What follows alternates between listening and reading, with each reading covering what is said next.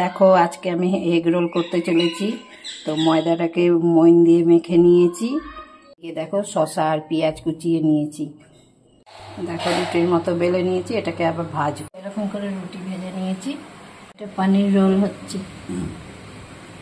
এটা পানির রোল হচ্ছে।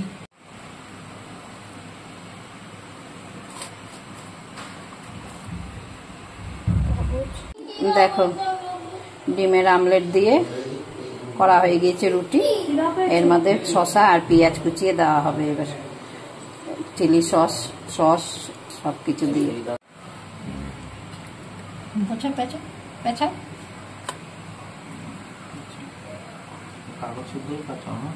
হ্যাঁ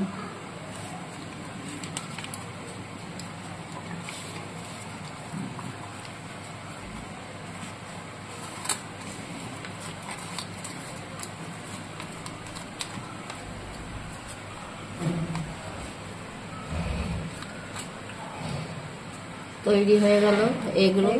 দেখো খুব সুন্দর হয়েছে।